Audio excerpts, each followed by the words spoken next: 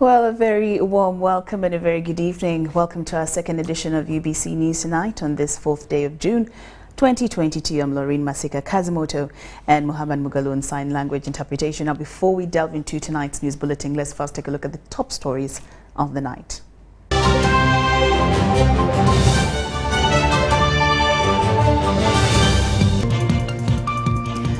And in our headlines tonight, Kasese District registers 15 cases of COVID-19 in the last 5 days. Village chief in Pade accused of stealing church funds. Pilgrims scramble for Namgongo holy water as some struggle to travel back. And ICT Ministry to support film industry through ensuring proper legal framework.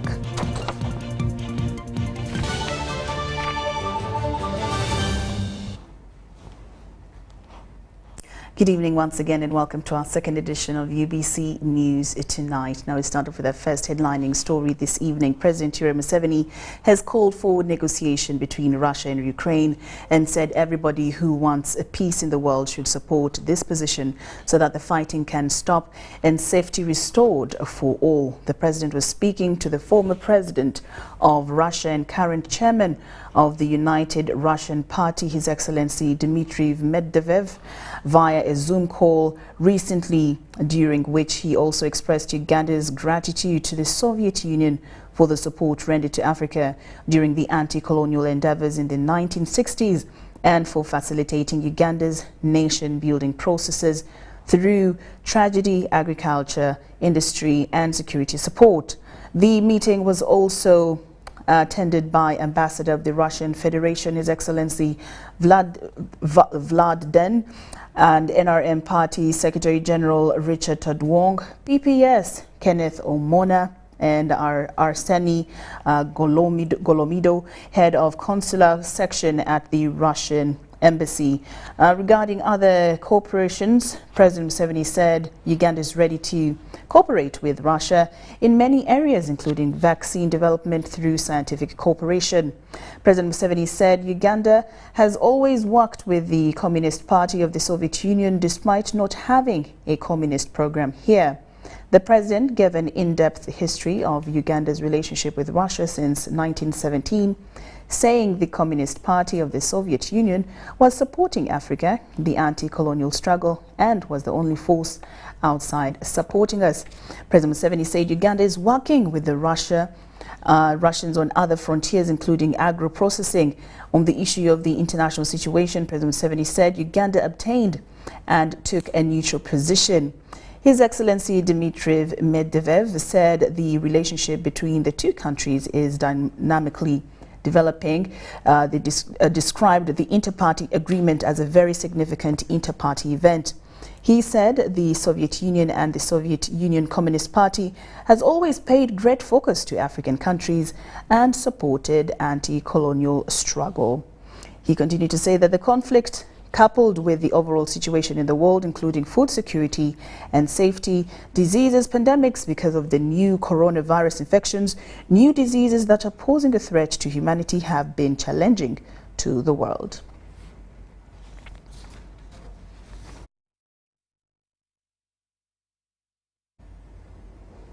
Now, the First Lady and Minister of Education and Sports, Mrs. Janet Museveni, has launched the Education Plus initiative in Uganda, making Uganda the first East African country to launch this initiative. The Education Plus initiative, which is a high-profile and high-level political advocacy drive to accelerate actions and investment for adolescent girls, was conceived by UNAIDS, UNESCO, UNFPA, UNICEF and UN Women in 2019. It purposes to stimulate renewed commitments by countries in the Eastern and Southern African region towards empowerment of adolescent girls, young women and boys as partners to end AIDS, gender-based discrimination and violence. The First Lady and Minister of Education and Sports, Mrs. Janet Museveni, has launched the Education Plus initiative in Uganda, making Uganda the first East African country to launch this initiative.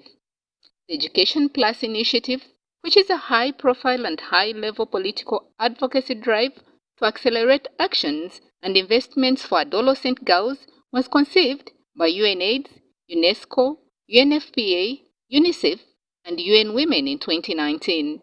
It purposes to stimulate renewed commitment by countries in East and South African regions towards empowerment of adolescent girls, young women and boys to end HIV and AIDS, gender-based discrimination and violence. The initiative was launched at Mengo Senior School under the theme Repositioning Education Plus within the HIV/AIDS response at the center of a resilient, sustainable, integrated, and person-centered approach to health and tackling gender inequalities in Uganda.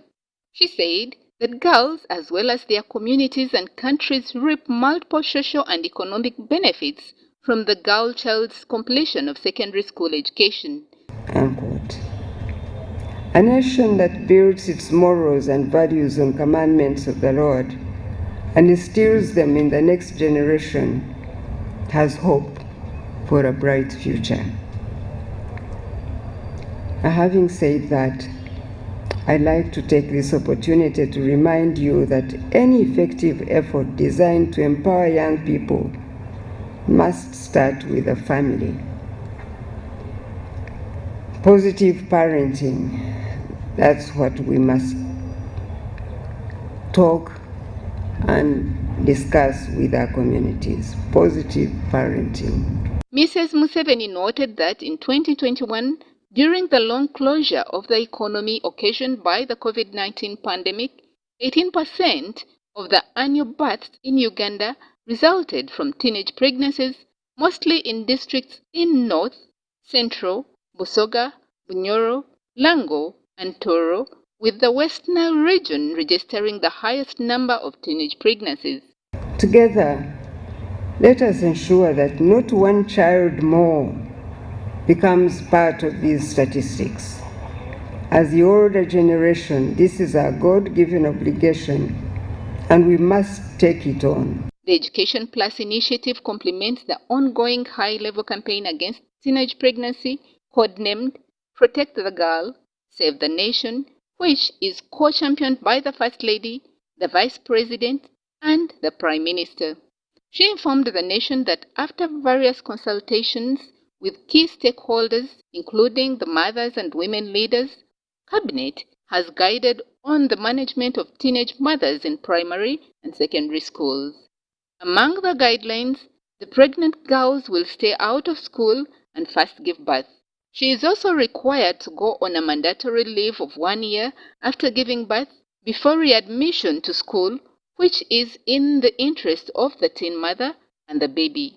For candidate classes, that is P7, S4, and S6, it was decided as mandatory for pregnant girls in candidate classes to sit for their national examinations if they can. Anne Githuku Songwe, the UNAIDS Regional Director for Eastern and Southern Africa, hailed Uganda for her supportive policies, guidelines, and laws that promote access to education and health for adolescent girls and young women. The United Nations Resident Coordinator, Ms. Susan Ngogi Namondo, noted that educating the girl child is the only way of transforming Uganda.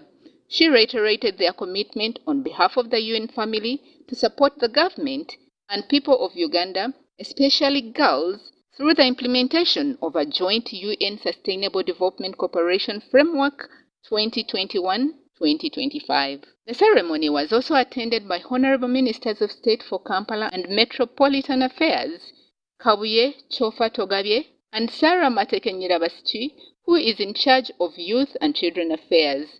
Others were head of UN agencies, ambassadors, and members of diplomatic corps, religious leaders, school administrators, students, representatives from various schools across the country and their teachers, among others, and visiting delegations from the Kingdom of Eswatini and Namibia. Prisla Namara reporting. Now, Kasese District has registered 15 new cases of COVID-19 in a period of 5 days. In January 2022, Uganda fully opened its economy for business after nearly 2 years of a pandemic-induced lockdown.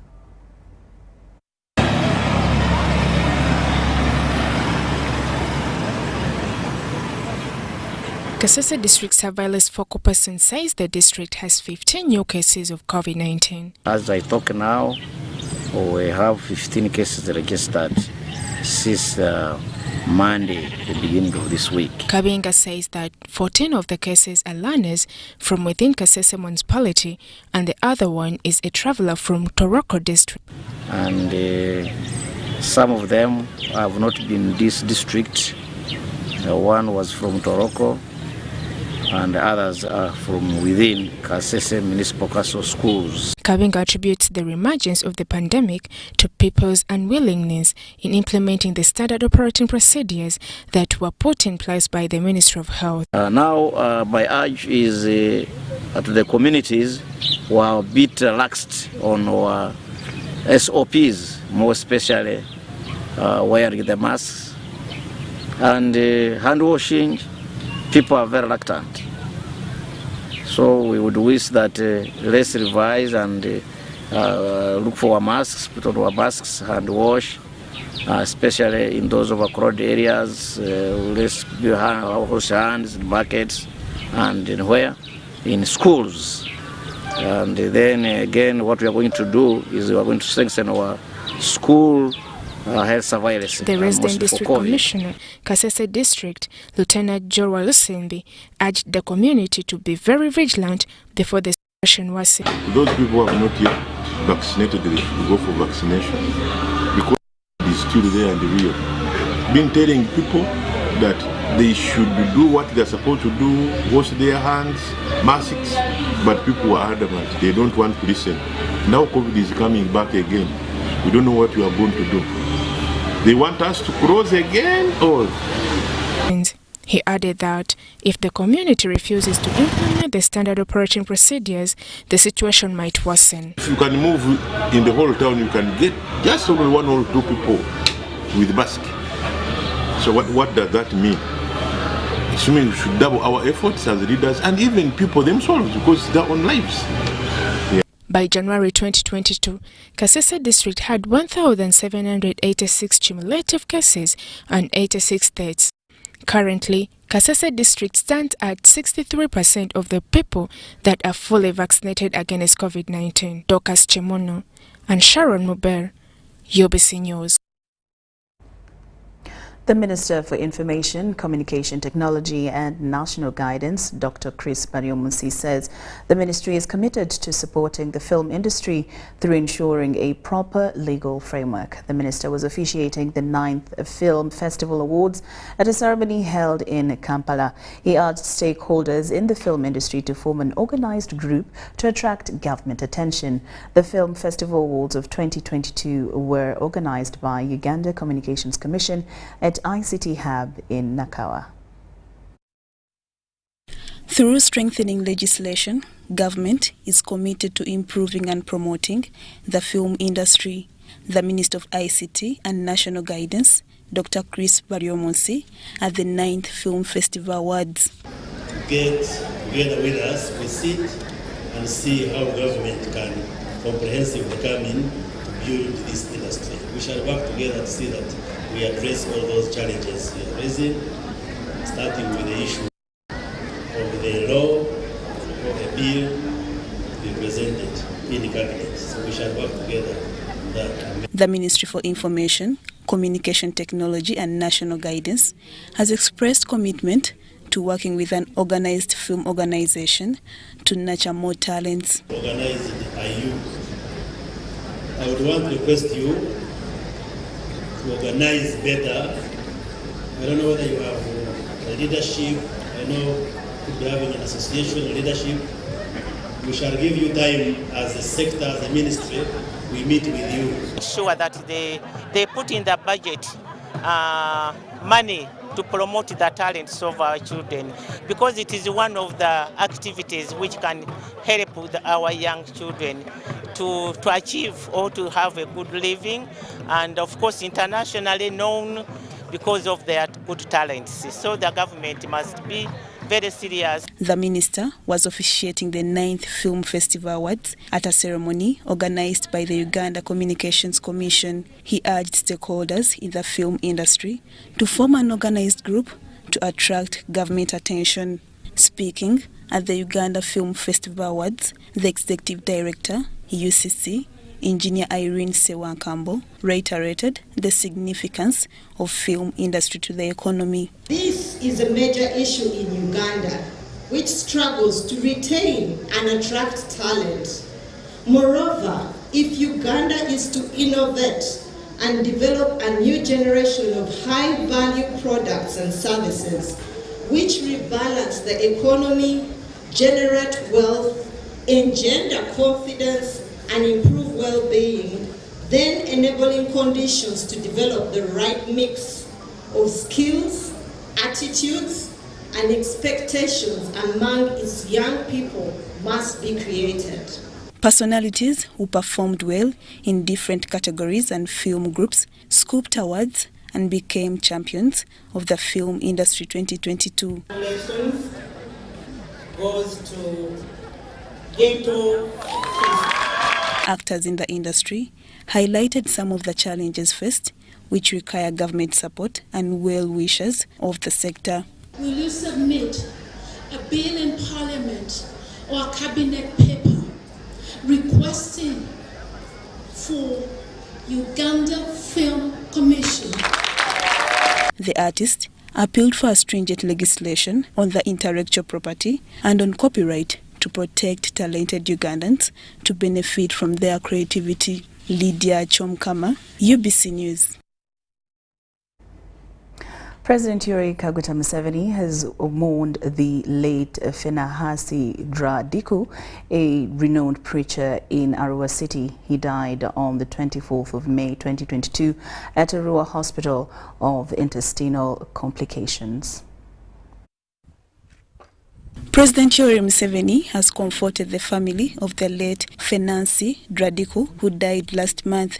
Dradiku, who died at the age of 63, was buried at his ancestral home in Kanashel, Ayivu East Division in Arua City. President Yoweri Museveni gave 11 million shillings to the family to handle the unpaid medical bills and to cover burial expenses. And when this message reached His Excellency, of course, as a father, as somebody who loves his children, somebody who loves his people in this country, His Excellency responded quickly and organized money to meet the treatment expenses and also to support the family with the burial expenses.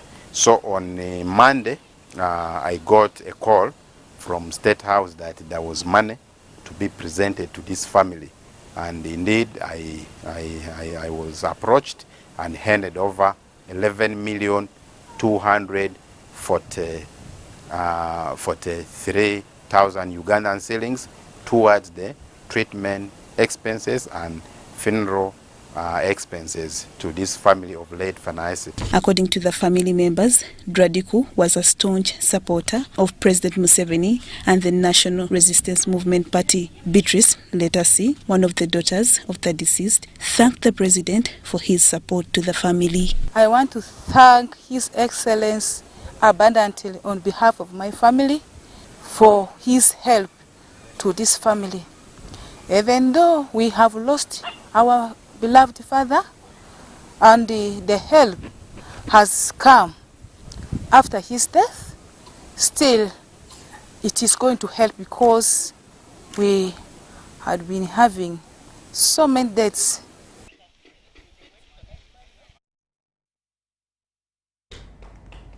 The State Minister, Information, Communication and Technology, Joyce Nabosa Sebugwao, has assured transaction digital platforms on the government to expand a reliable internet infrastructure.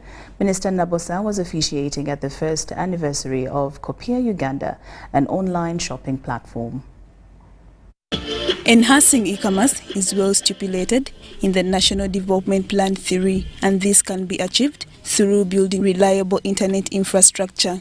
Government commits a strategy to facilitate stakeholders in the business sector affordable internet. Where the internet cover the whole country, we are on that process and we work day and night to make sure that everybody gets internet, because without internet it becomes very difficult. So be assured that the ministry is working. The emerging online shopping platforms and fintechs cautioned on the public trust. Government is optimistic to leverage on these platforms to fight counterfeits.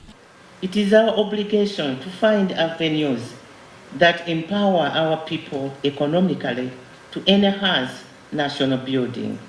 If you receive goods which you don't like, you can return it. But here in Uganda, they always put on a receipt that goods once sold, don't return. It is likely that even a product that comes certified could still have a fault. It could be a faulty product. We will actually take that product back. And actually, we do tests as well, so we have quality assurance internally. Kopia Uganda is an online shopping platform which commits to cater for people in rural areas with no smartphones. They have a feature phone or smartphone. They're able to use a USSD. That majority of the Ugandans are not here in Kampala, are not in urban centers, but they are in peri-urban and rural communities. So what I just shared now in terms of the fulfillment center is towards digitizing Ugandan consumers and putting Ugandan consumers on a global map. Small and medium-sized businesses are expected to reap big as this platform commits to buy products from the local manufacturers. Because the struggles that the SMEs have is access to customer and route to market from a logistics perspective, both of which are expensive to obtain. So Kopia has a huge pool of consumers. We are in the business for supporting Ugandans. Ugandans for Uganda. Buy Uganda, build Uganda. That's what we are doing. The adaptation of financial technologies in Uganda is faced with challenges like digital illiteracy, high cost of smartphones, and the poor internet infrastructure. Lydia Chomkama, UBC News.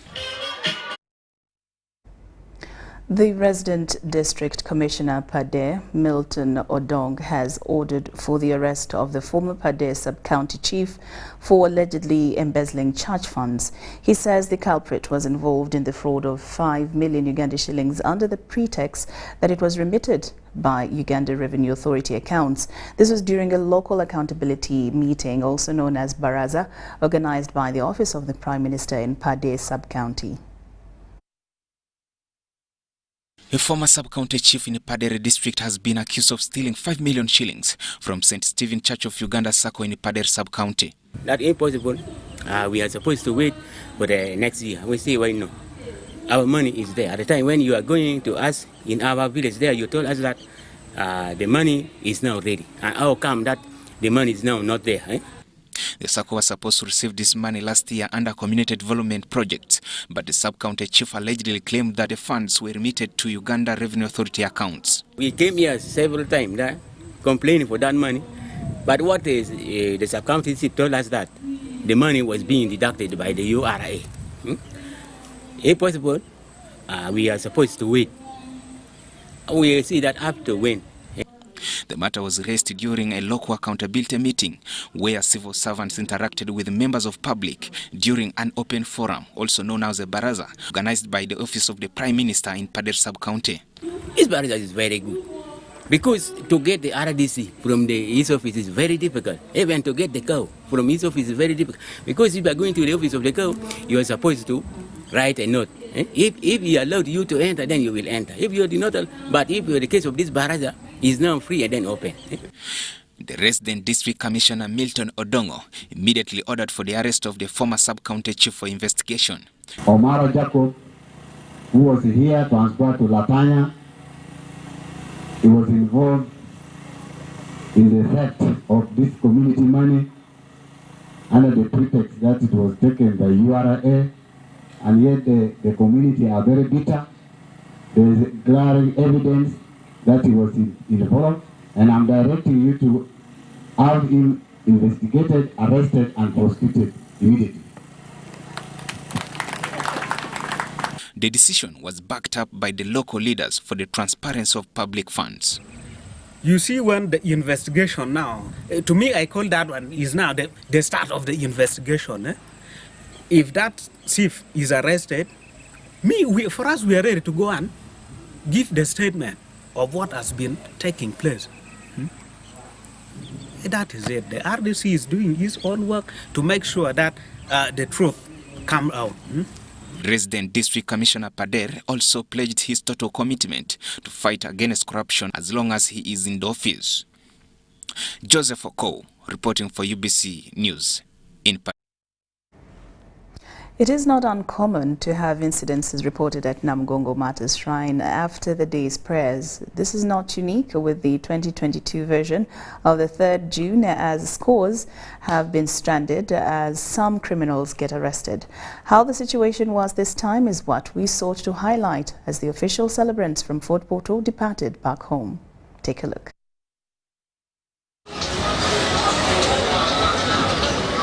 Time check. 5 p.m. on the evening of Friday, 3rd May 2022 at Namgongo Martyrs Shrine. Security is alert and any suspicious movement is easily detected.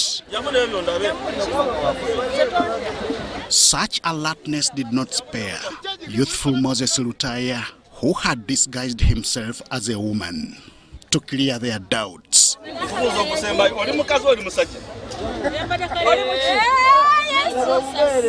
He was compelled to undress so his gender could be established and confirmed. With no clear motive for disguising as a woman, he was arrested and detained for an offense which by press time was yet to be known.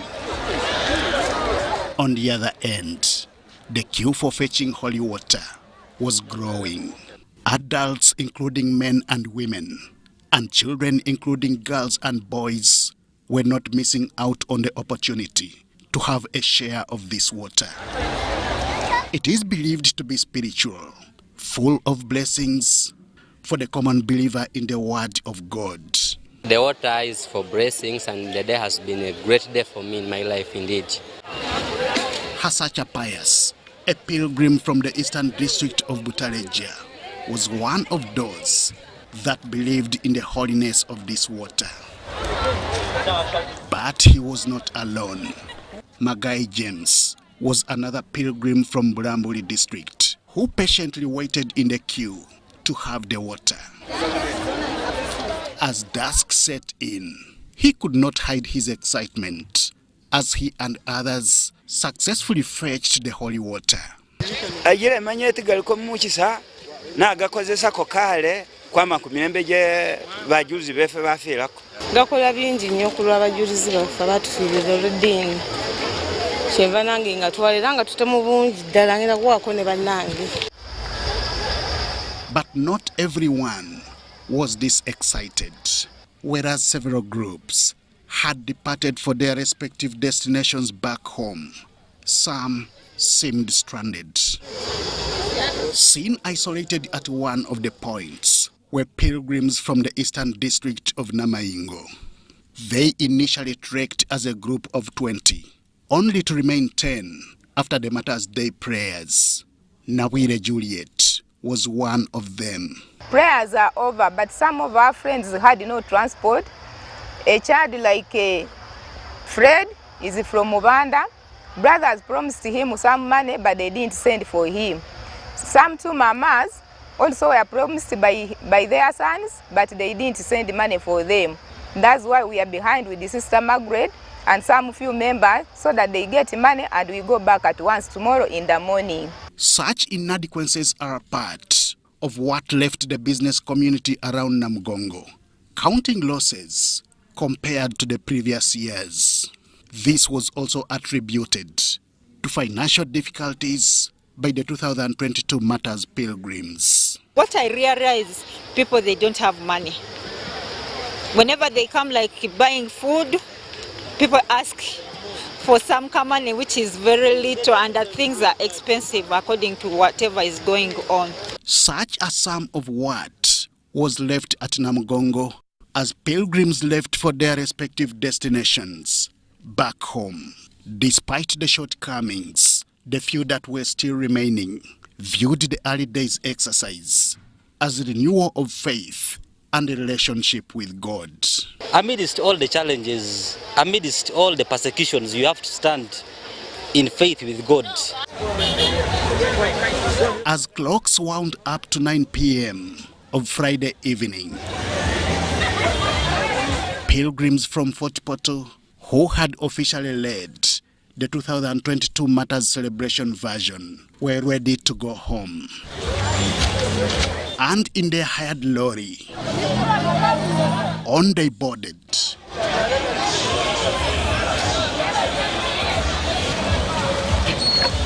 And off they drove, destined for Kabarole district in the Toro sub-region of western Uganda. Henry Okrut, UBC.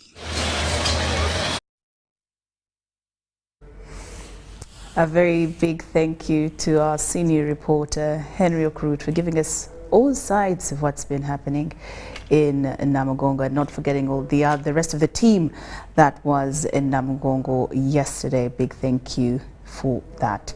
Now, still with Namugongo, a section of pilgrims stayed behind at Namugongo Shrine even after the celebrations in order to continue with the cause to strengthen their faith with God. The management of Namugongo Shrine has commended the pilgrims for a discipline showcased during these celebrations.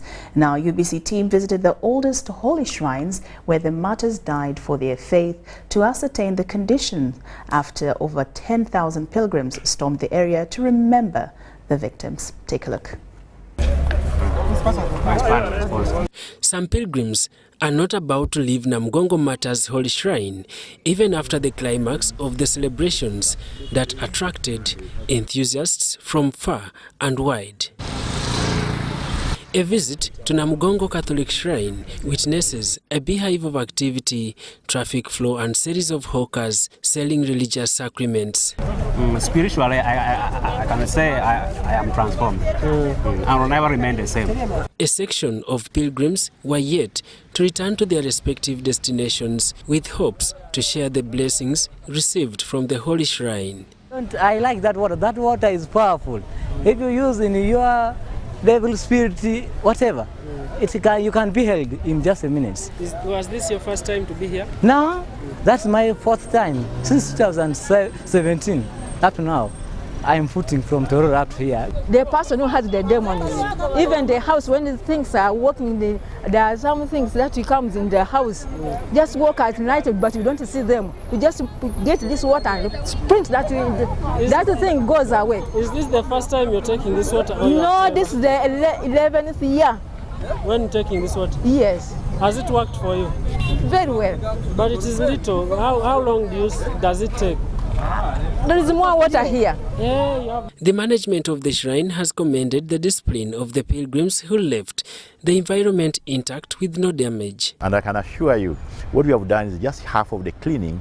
We shall go through the cleaning once again to make sure that it's only grass and soil which is left as it was before. Father Vincent Lubega, the caretaker at the Catholic Shrine, has recommendations for the stakeholders which he believes will add color to the future celebrations. Have more constant working with all the communities and the dioceses participating in animating the day. At the Anglican Shrine, a few pilgrims stayed behind on goodwill with intentions to engage in the Sunday church service at the Holy Shrine. Ankunda Hannington, who was a member of the organizing committee from the Ankole cluster, wants government to consider a permanent budget allocated to Namugongo Matters activities to address challenges. This is a national event. It is very well known. So we need to start planning much earlier. Ankunda has expectations that the construction works going on at the Anglican Shrine, once completed, will give the celebrations an added facelift. Because the problem that I noticed here is the space. But though we managed to work within that space, it was not enough. The Deputy Kampala Metropolitan Police spokesperson Luke Oweisijire says police registered a low case backlog unlike previous celebrations, which he attributes to the heavy security deployment during the celebrations. We shall keep monitoring those that are still available and also We want to inform you that all the children we were stuck with have been evacuated to their respective homes. But also what is being done is to get in touch with the parents who came and opened up cases of missing children with us, and the children are not found, to ascertain whether those children were found later and they forgot to come and inform us. Daniel Mugoya, Gloria Gwitabinji, UBC News. Well, UBC News Tonight takes a very short break, but we return after these messages. Don't move an inch.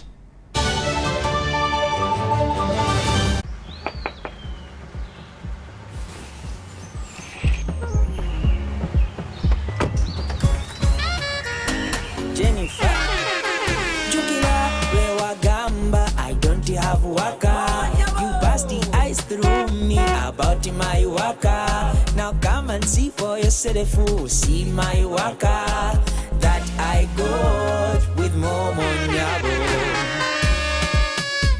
Jambola be waka. Look at you waka. See my waka that I got with Momo. Show them waka with MTN Momo Nyabo. Simply deposit 20K or more on your mobile money for a chance to win 3 Toyota Succeeds and money to 2,000 lucky winners every week. We're giving away 24 cars and over 2 billion shillings of mobile money. Football packages, great entertainment, sports, local content, telenovela, the movies. There is something for everybody. Go TV, this is where great stories live. Get the best entertainment for any budget. With GoTV, you will have great entertainment for as little as 13,000 Uganda shillings per month. GoTV, great stories, Zidiwano. GoTV Uganda, love it. Beat the back-to-school hustle today. Pay school fees conveniently using Airtel Money. Dial *185#. Select option 6, school fees. Select to pay using Bridge Schools, School Pay or Beg Pay. Select option 1, pay fees. Enter student number. Enter the amount. Enter the PIN number to complete payment. Airtel Money. Instant, secure, borderless.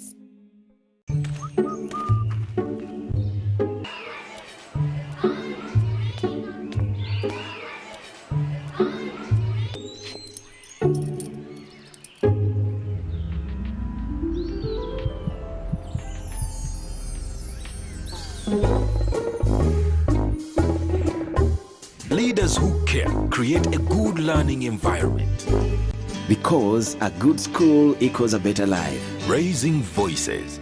The Kabaka Birthday Run 2022 is back on Sunday, 3rd July 2022 at Lubiri Mengo. This year, the run will be physical and will be flagged off by Sabasaja Kabaka at 7 a.m. Come out in large numbers once again to Lubiri Mengo. Run for a cause to fight and end HIV by 2030. Buy your ticket today at 15,000 Uganda shillings from Airtel shops at Tobani Center, New Taxi Park, ShopRite Building, Benchwanka Street, Majestic Brands Office at Bulange Mengo. You can also buy your ticket using Airtel Money. Dial *185*5#.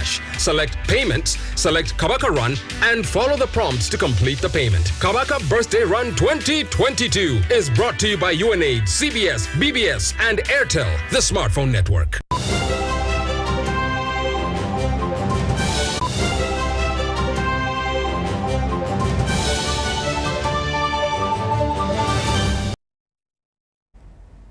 Well, thank you so much for keeping it UBC. Now, in more news, Uganda People's Defense Forces has lost 2 of its soldiers who had been rushed to Bombo Military Hospital after an accident on Moroto Soroti Highway.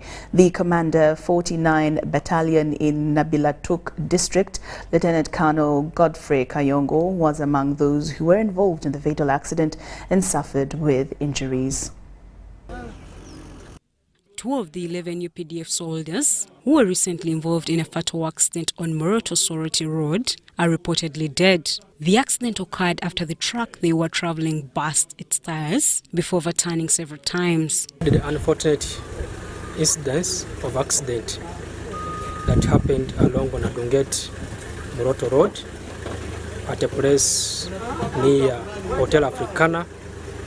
This is approximately 6 kilometers to Moroto town.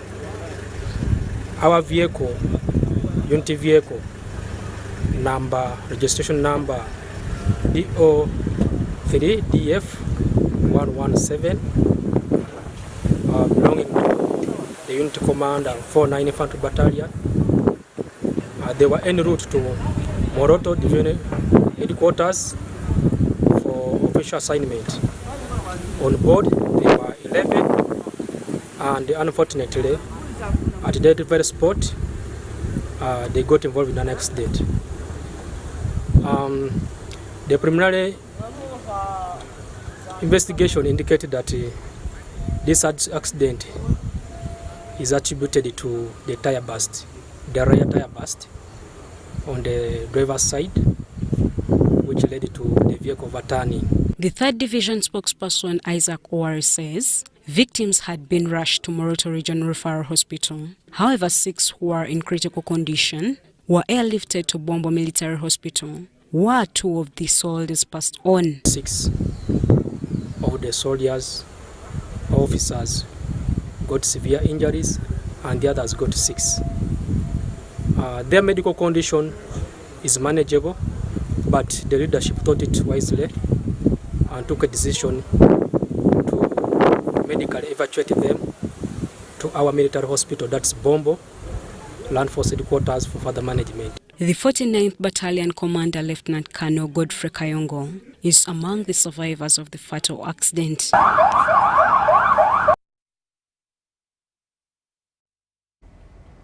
Kotido district leaders are living in fear following incidents of murder by suspected armed Karamojong warriors. However, the 3rd Division spokesperson, Major Isaac Owari, and the Karamoja police spokesperson, Mike Longole, are telling the population to be calm as the situation is under control. Take a look. Security personnel recently intensified disarmament operations in Karamoja sub-region following allegations of planned murder of leaders by suspected livestock rustlers. 23-year-old Abraham Lochan, the Komoru sub-county speaker, and Giso were recently shot dead while a social worker in Komoru Trading Center, Abanyo, Caroline, survived with injuries. Just a while ago, one person was killed in Lokoloko sub-county by suspected Karamojong warriors. It is reported that a number of leaders, security officers, and some residents are on the warriors' wanted list. Kotido District RDC Ambrose Lomria says the suspected Karamojong warriors are revenging after losing livestock they had stolen to security personnel, with a number of their colleagues killed. The security situation in Kotido District is really not normal because the warriors have now gone on rampage. Not be recovered, and that would go well with them. But the mere fact that we have now more forces and there are more recoveries and most of them are falling under the fire of the UPDF, it's really annoying to the warriors. Lomria is concerned that suspected Karamojong warriors have now changed their wrestling tactics and are now concentrating on ambushing trucks, which they offload with purposes of taking them away. Gone out to the road and are now waylaying vehicles, and a few days ago they also waylaid a vehicle which was carrying animals from Kotido and en route to Mbale and offloaded 27 animals from the truck. Meanwhile, the 3rd Division spokesperson, Major Isaac Owari, says the situation is under control and advises communities to cooperate by reporting suspected criminals. The general situation in Karamoja and the neighborhood continue to pronounce itself as calm and contained. The joint security forces have continued to intensify cordon and search operations in all suspected areas. We have deployed effectively in the towns and also in the villages where we suspect that these criminals could be hiding with the illegal firearms. Kotido RDC Lomria Ambrose warned neighboring communities of Acholi, Teso, Bugisu, among others, to be vigilant. That the warriors are trying to hide their weapons and running outside Kotido. That is what we are appealing to our neighboring districts. Please do not accept any of people who have come from the Karamoja claiming that they are business people or they want to do fishing. Napumpum Sub-County Chairperson Paul Lowok was recently shot dead by suspected Karamojong warriors in Napumpum Trading Center. Kotido Chief Administrative Officer Joseph Lamongin recently survived a road ambush while traveling on Kotido Moroto Road.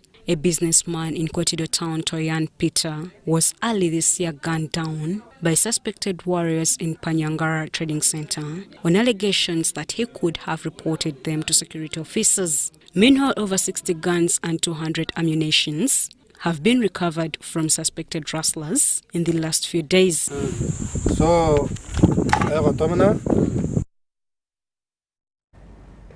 Karamoja leaders have hailed Dryland Integrated Development Project, which has equipped residents with skills in livestock management, gardening, health and education, among others. District local governments say that many of the skilled people are now extending services to the region. This was during the tour of project works by officials from Islamic Bank, Millennium Promise Alliance, Office of the Prime Minister and local leaders. We have the details. Dryland Integrated Development Initiative is a 5-year project being implemented in Karamoja sub-region. The $25 project is being financed by the government of Uganda with financial support from the Islamic Development Bank and supervised by the Office of the Prime Minister. It is being implemented in the 4 sub-counties of Lotome in Napak, Loro in Amdat, Nanduget in Moroto, and Lorengedwat in Nabletuk district. Millennium Promise in Uganda was contracted by the Office of the Prime Minister to implement on behalf of government the Drylands Integrated Development Project. The County Director, Millennium Promise Alliance, Dr. David Surisuri, says this initiative has improved human capital development in Karamoja. You would advertise for jobs in Karamoja and you do not get, people applying, people responding simply because there is no pool within the community, within Karamoja region that are available to do these jobs. People usually would apply from outside of Karamoja. And the level of dedication when you are coming from outside of the region is a little bit different from when you are part of the community. And so in Lotome sub-county in Napak district, people used to trek for over 20 kilometers in search of health services, but Dryland program constructed for them, Kalalongel Health Center 3. That it is responsible for a catchment area of about 5,000 to 6,000 people. Those are people that were not reached out by health services. And in a month, you have 600 people come as outpatients, to seek health services. You have about 30, deliveries taking place in this very remote, very secluded area. Okori says the project managed to achieve 95.5% because it was community. Bursaries was really performed extremely well. And from now, as we can see, and if you ask other leaders in Karamoja, including NGOs and the donors, the scholarships which were given to the different sectors, agriculture, veterinary, financial services, and also the infrastructure sector, the engineering and so on, those ones who were given training in certificates, diplomas, are the ones now being employed by most of the organizations. The project implementers say financial literacy and natural resource management yielded less fruits due to nomadic pastoralism in Karamoja. So accessing some of these areas has been a challenge. And, taking away the animals, the very expensive animals that we have procured for the project has been a big challenge. The Kasakos, the cooperatives and so on. As much as we re-enroll a lot of people in the circles, the circles issue is really a basic thing which is just starting from Karamoja. And from our own intervention, and even when I was the Assistant Commissioner, we found that only the circles of the drylands were still remaining. Dr. David Surisuri thanked government and the donors for the support towards the viability of the project. The project has managed to construct over 200 kilometers of roads, giving out improved livestock among others. The project ended, but there is hope for successor project.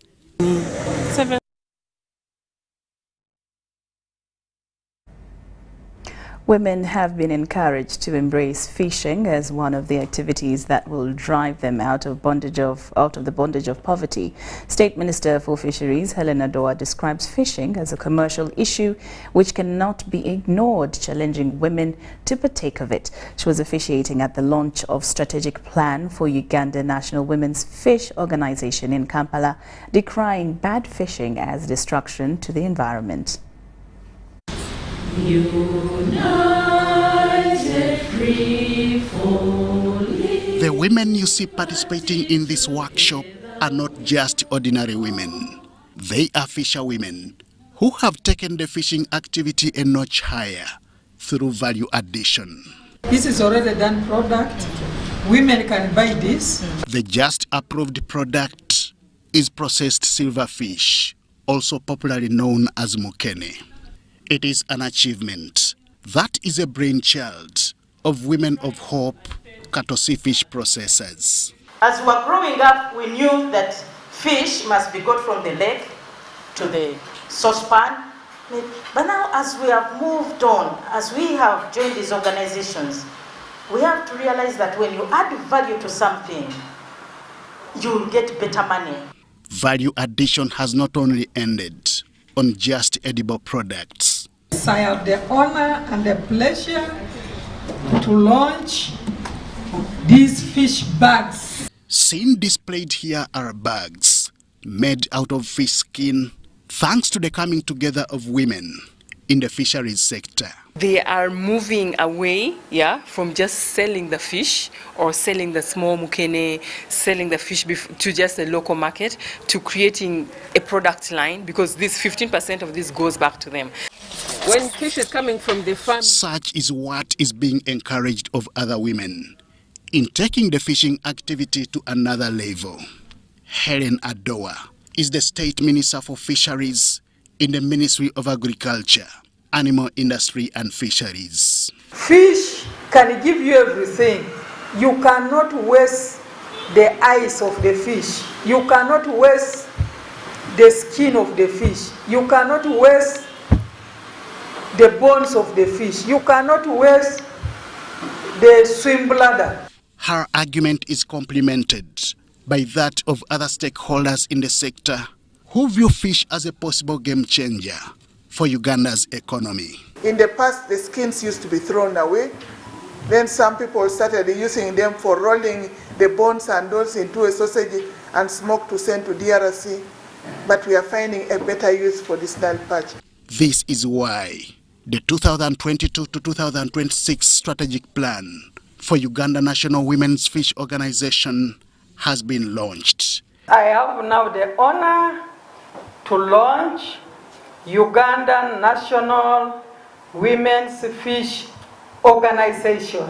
May God bless you. It means now women have to go to encourage the children, girl children, boy children, to value the fish, but also to embrace what is got out of the fish. We want to achieve total empowerment of women in the fisheries sector, and also making sure that everyone can access credit facility or the loans from the banks, or be able to benefit from the government initiatives like the parish development model. The vision of the organization is to empower women and youth in a sustainable fisheries and aquaculture value chain. Henry Okrut, UBC. Well, like they always say, whatever a man can do, a woman can do. Even better. Well, government, through the Office of the Prime Minister, has earmarked over 2,000 pieces of iron sheets for revamping dilapidated schools in Teso sub-region. The Minister of State for Teso Affairs, Dr. Clement Kenneth Ongalo Obote, assured the public that government is committed to uplift the standard of education in the country by providing good, conducive learning environments. The Ministry of Trade Affairs has embarked on revamping the dilapidated government-aided schools, especially those that were recently damaged by hailstorms. The Minister of State for Trade Affairs, Dr. Clement Ongalo Obote, says government has funds to procure over 2,000 iron sheets to rescue the affected schools. With time, if the ministry is funded better than it is now, maybe we will be able to provide more than just the iron sheets. We may be able to do so with timber and other accompaniments, but for now, that is the best that we can do. Area political and opinion leaders have realized the relevance of the ministry after receiving support. For the 1 year that you have been holding that office, I think you are now rating at about 90%. I am wondering what will happen at the end of the 5 years. You will have probably gone beyond 100%. And we pray that the appointing authority, who's none other than His Excellency the President, continues blessing you to serve us better, because we are already enjoying the services that you are offering to us in that capacity. As a result of that, we want to see a change in the performance, because now nobody is going to be complaining that they are not residing in the school, and they will be having preps even at nights, and we shall be in position to monitor now the students on how they revise and how they will be in position to be consulting teachers. Now they are advocating for creation of more seed schools. So what we are doing is to build more community schools to be coded as government schools in order to decongest the overcrowded schools. That will help us to lessen the burden of overstretching the facilities that are available. Amongst schools that recently received over 700 iron sheets include Kapiri Memorial Senior Secondary School, Kalakeses, Agora SS, and among others. Joseph Oko, reporting for UBC in Teso Sub-Region.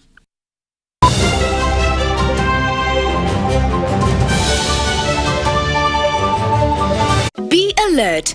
Do not share your Airtel Money PIN number with anyone. Airtel Uganda employees will never ask for your Airtel Money PIN number on call, SMS, or by email. All SIM card registrations, SIM card verifications, or SIM swaps are done at clearly branded Airtel shops and not on phone. To report any fraudulent activity, please call 100 immediately. The official calling number for Airtel promotions is 0200 100 100. Stay alert on Airtel Money. Instant, secure, borderless. Affordable packages, great entertainment, sports, the local content, telenovela, the movies.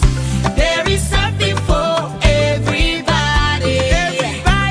Go TV, this is where great stories live. Get the best entertainment for any budget. With GoTV, you will have great entertainment for as little as 13,000 Uganda shillings per month. GoTV, great stories, Zidiwano. GoTV Uganda, love it.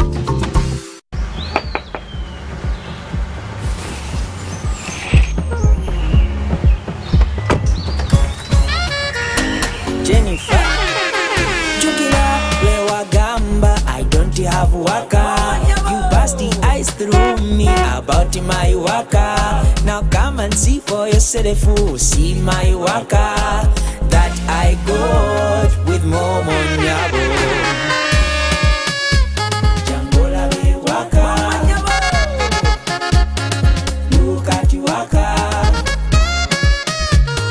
see my waka that I got with Momo Nyabo. Show them waka with MTN Momo Nyabo. Simply deposit 20K or more on your mobile money for a chance to win 3 Toyota Succeeds and money to 2,000 lucky winners every week. We're giving away 24 cars and over 2 billion shillings of mobile money.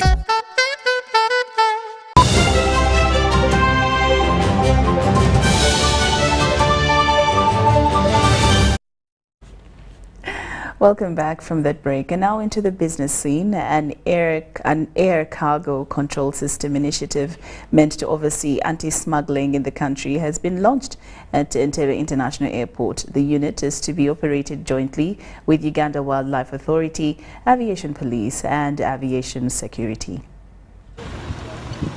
This is the new Uganda Revenue Authority office launched at Air Cargo Terminal at the airport under Container Control Program, which is looking at monitoring cargo by exchanging information with the whole world and get to know all transit routes and how crime use networks. Uganda Revenue Authority, together with agencies, have so far arrested 177 suspected traffickers, and a number of cases have been handled by police. Who were arrested trafficking drugs valued at about 11 billion through our airport. And this led to the prosecution of about 1,668 cases. According to authority, around September to April 2022, at least 40 passengers were intercepted at Entebbe International Airport on their way to India. The regional manager, Customs at Entebbe Airport, Muyama Catherine, stressed the need for capacity building for a continued campaign against criminality. We appreciate the training that has been extended to the team that has just been deployed at the ACCU office, but we request that we could have more training for the other border agencies so that we can work together as a team to be able to deal with a crime that happens at the international airport. Ugandans and people coming from Uganda will be highly profiled and inconvenienced, and I believe this is important for us to remedy the current outlook of Uganda as a conduit for illicit materials. The head of section Sustainable Development at United Nations Office on Drug and Crime, Nadia Kanata, promised to continue supporting and funding the program. So this is why, following the success of the port control unit in Kampala, this is a new intervention at the Entebbe airport, and we are extremely proud of it, and we really want to celebrate this milestone with all the authorities that are involved. And the Commissioner Customs at URA, Abe Kangumire, says in the financial year 2019-2020, 2020-2021, the volumes of imports through the airport grew by 58%. And also exports, those are imports. Exports have also grown by 38.9%, from $2.3 billion US dollars, $3.2 billion. Abel, however, expressed his appreciation to the United Nations Office on Drug and Crime partners for the capacity building. Story compiled by Sula Kagugube for UBC News.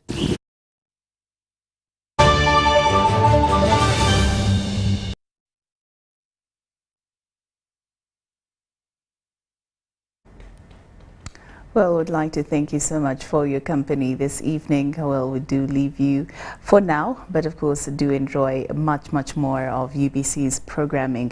Well, my name is Lauryn Maska Kazimoto, and my colleague Muhammad Mugalu on Sign Language Interpretation. We wish you a blessed night, but we leave you with Kutasamili with tomorrow's weather forecast. Good night.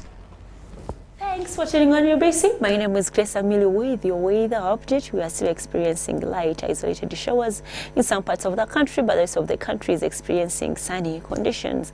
Seeing the satellite pictures, we have the rain about pushed too far west of the country due to the ridging over the Indian Ocean. That's depriving us of the moist winds that are supposed to come into our country, hence depriving us of the moist winds and decreasing the wet activities. Tomorrow morning, we expect to wake up with sunny conditions in most parts of our country, most especially the northern region, but the rest of the country with sunny intervals, though in afternoon hours, we expect a pickup of light isolated showers in most parts of the country, apart from some few areas like Karamoja regions and southwestern of our country that is expected to have sunny intervals. Temperature is up to 30 degrees of maximum northern part of our country, 27 in the capital city Kampala, 30 across Kasese, 24 across Kawali. Highlands. It's moving out of Uganda to around a few cities across the globe. Those ones that we have for you is Dubai and Nairobi with sunny conditions at a maximum of 40 degrees Celsius across Dubai and 26 across Nairobi. New York with sunny intervals at a maximum of 25 degrees Celsius. Paris with cloudy conditions. Tokyo with light isolated showers at a maximum of 26 degrees Celsius. Thanks for tuning on UBC. My name is Kutesa Mili. Stay tuned and see you tomorrow.